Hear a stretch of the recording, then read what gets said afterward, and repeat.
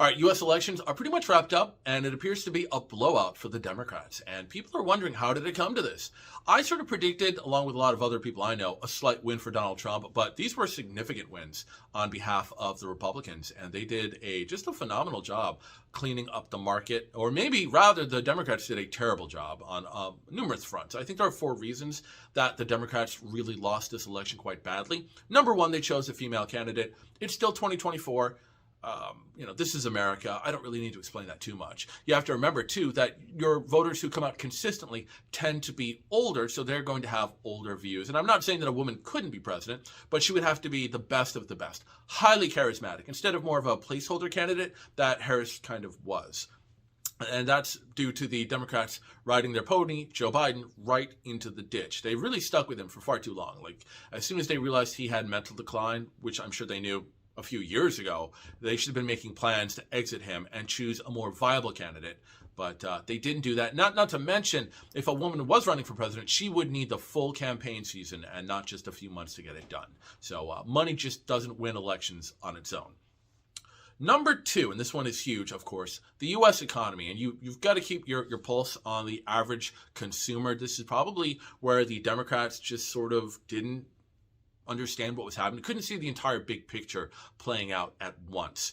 And that is because the U.S. economy is pretty complex. Now, the rate of inflation has been slowing down. I think it's down to 2.5%, which is not a lot. But like a train wreck, right? Like, sure, the accident occurred a while ago, but those train cars, the momentum keeps carrying them forwards. And I think that's exactly what has happened here. So look at home values, right? Home values across the United States are going up, and they've gone up a lot. But homes aren't assessed every year. It's usually every few years. But what happens when your property gets assessed to be significantly more valuable? Your property taxes go up. And so people have been feeling that in their wallets. When your property value goes up, your homeowner's insurance goes up as well. Auto insurance has been increasing. Rents have been going up. You're locked into a 2-year lease. It's great in the beginning. Then your lease ends, and everything around you in your city has gone up $300 to $500, and you don't have a choice except to pay more. Meanwhile, people's pay just really hasn't been keeping up with inflation, and this is just hitting people like nonstop. It's really freaked out the population, if you ask me, although people do kind of try to put on a brave face.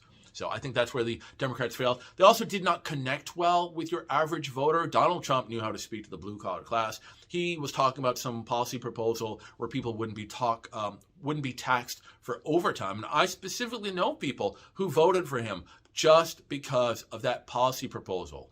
And while the Democrats did have some interesting policy proposals, they didn't really connect. I know there was that discussion about $25,000 for the first-time home buyer. But all that would really do, and I think most people know this, is that would just, once again, increase housing prices because you're trying to manipulate a market. There's really not more supply. It's just the same amount of supply, but you're increasing demand. Now, interest rates have been coming down, but when you go to buy a used car, the interest rates are still pretty high. You're probably paying 8 to 13%. If you have moderate credit when you're getting a new car, you might be getting a loan around 5, maybe 4. But if you got good credit, you can still get an affordable new car loan anyways. But the cars are they're more expensive. And the cars that are not more expensive are really poor quality, and then you end up stuck in the same situation. Number 3, one of the issues that the Democrats have been weak on for a really long time that has just come home to roost has been illegal immigration and now just asylum seekers, that whole 9 yards. I've lived most of my life in Arizona, and I would constantly be telling people about what a problem it is and the costs that are associated with that problem. This is online, getting arguments with people all the time. And folks would just say that I'm racist and I don't know anything and blah, blah, blah, blah, blah.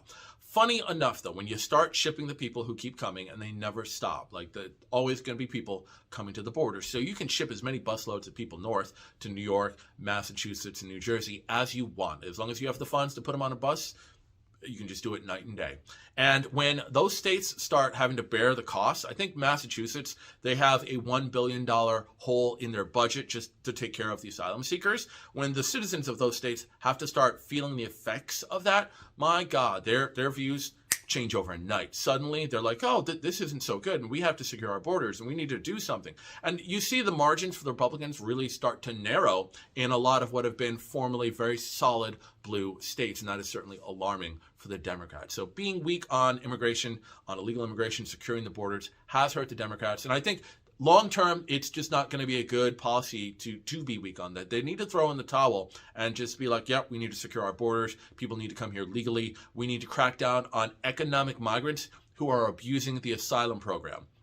Now, don't get me wrong. If I could go claim asylum in Switzerland and they would give me a chateau on the Alps, they would pay for my rent, they would pay for my food, they would give me money if I had Wi-Fi. Hey, I might just go claim asylum in Switzerland too, right? Go live a very nice standard of living. But that's not what the asylum program is for. And this is something that's always consistently bothered me, especially in the last few years, with the abuse of the asylum program, because it's for saving people's lives, not for improving their standard of living. So, and don't get me wrong, I'm not against immigration. The United States continues to need immigrants, but we need to control the flow so that we have enough resources and housing for everyone. Because when you just bring in people, tons and tons and tons of people, well, they have to have some place to live. And that just means that the rental markets become more expensive and more competitive. And at the end of the day, that hurts your average voter. And people know that now, and that does anger them. That's something that they're going to vote on.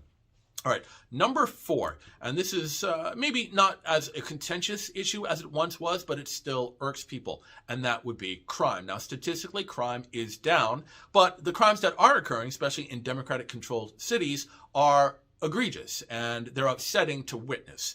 You look at Oakland, California, and I see the news. People see the news from all over the world now, all over the country because of the internet. And these poor businesses in Oakland that have just been robbed week after week after week, so much to the point that they have to shut their doors. People are now unemployed. It's gotten so bad in this last election that the mayor, and I do believe the district attorney for the city, have just been recalled. Or even worse still is our nation's capital, where you have this spate of very young children who are running around the city committing carjacking crimes, sometimes with weapons, stealing people's vehicles. And the young children are caught, but because their ages are so, what is it, like under 13 or something, they can't be jailed. So they're just returned to their parents, and then the very next night they're back on the streets committing these same crimes over and over and over again. And everybody's just looking at this, scratching their head, and they're like, you need to do something. And imagine if you live in these cities, you're not going to be motivated to vote because it doesn't feel like the people in office care about you. Especially being a victim of a crime like that, where your car is stolen, you probably have a $2,000 deductible. You now have to make a claim on your insurance, so you're going to be paying higher insurance rates for the next 7 years. And good luck finding another vehicle, right? Like if you had that car, it was paid off, or the rates have gone up, car prices have gone up. You're going to come out of pocket to get another car. So it's like being victimized a second time.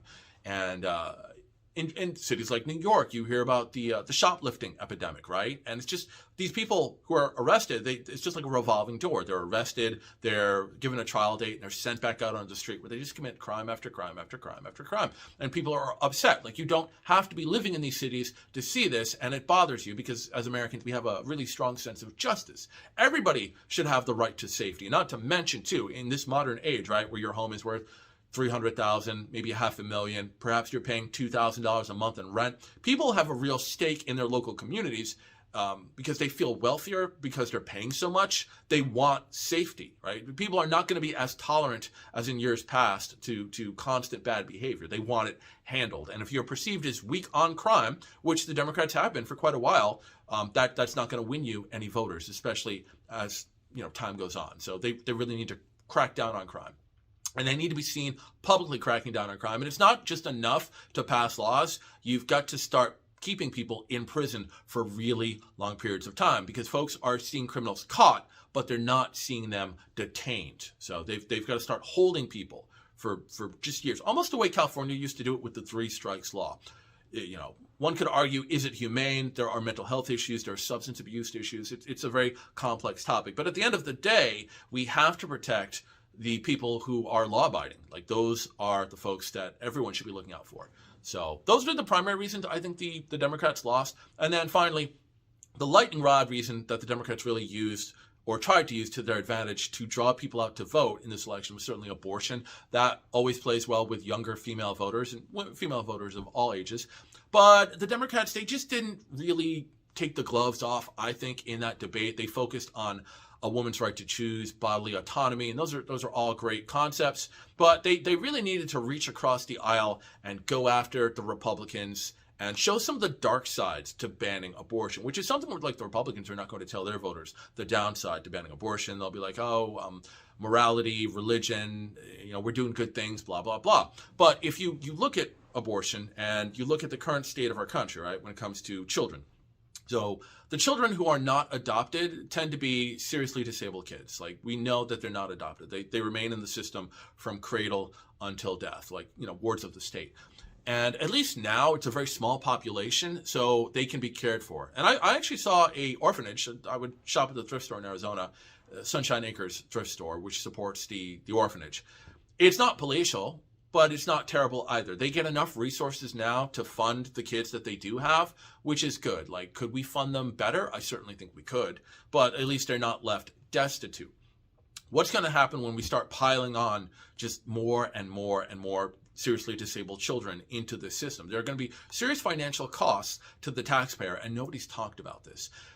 One of the things that it's just a very dark subject. So it's 2024 now, right? Like, your average woman, it's not 1970, like when Roe versus Wade was passed. I think women, the average age for their first child was probably, 21, 22. It was in the early 20s. But I mean, can you imagine having a kid at 21, 22? Like, even if you're married, you and your partner would have to have phenomenal jobs. You would have to have phenomenal healthcare because it's so expensive to have children. It goes back to the economy, all these costs that a person has to bear. So women are putting off having children. Plus, they want to enjoy their youth, go to college, get better educated, get higher wages. They're putting off having children till a little bit later in life, sometimes, 30s, 32. But if you have a kid at any point after 32, it's considered a geriatric pregnancy. And what we do know is that women who have children later in life have a higher percentage of having a chance for having a prenatal diagnosis of a genetic abnormality of some such as Down syndrome. And what we also know is that in that type of diagnosis, the vast majority of women choose for a termination of their pregnancy because, well, first of all, there's the expenses, right? Like, we all know somebody who maybe has a disabled child, and it's a lot of work. It's quite a struggle. And while state governments do provide some aid, I don't know how much aid they provide, but if we start dumping a lot of children into that system, certainly it's going to water down the amount of aid that we're providing to families out there that are currently taking care of those children. It's just a very stressful lifestyle. It's hard for a lot of couples and individuals to raise seriously disabled children. And people know that now, because everybody knows somebody. We also see that several times marriages end in divorce, and so the guys just run off. And then they leave their wife or their wife's family having to raise that child almost alone. And that is a heartbreaking struggle. So women are just not having it. They don't want to do that. But if we force them to, there are going to be more children given over to the state, and those costs are going to, hit the taxpayer eventually. So that's just a discussion that's nobody's had. I know it's a very eugenics-like discussion. It's a very practical discussion, but that's one of the things that the Democrats could have done, I think, to really sort of hammer home that issue to Republicans. Because once again, if you go to somebody's wallet, like, maybe you won't convince Republicans, but you might win over more independents. And, like, hey, you're going to be paying maybe another $1,000 or $2,000 a year in taxes to fund these services. And also, I do worry about a future where America, because we have just our deficits are blown out, our national debt is quite high. I hope we never end up in a situation where we aren't properly funding the children that our country is responsible for, these poor children who have no one, right? I remember seeing video and pictures of some of the Russian satellites after the fall of the Soviet Union. And these were very, very poor countries. And they just didn't have much or any money. And people would go into the orphanages and you would see these children. And they had like nobody interacting with them. They had almost no resources. This is decades ago. But I still remember seeing the video and the pictures because they were so poor. Everybody focused their own finances, their own resources on their families. And the children who were wards of the state were just kind of left to fend themselves in horrific conditions. And so that's a type of inhumanity I hope we never witness again. But for all of these reasons, I think this is why the Democrats, they just sort of dropped the ball in the election. And that is why the Republicans now control all three branches of government. Because remember, Donald Trump will appoint new Supreme Court justices. But it was certainly interesting to watch. Well, I want to thank you for your time, and I will see you next time. Well, you know what I mean. Goodbye.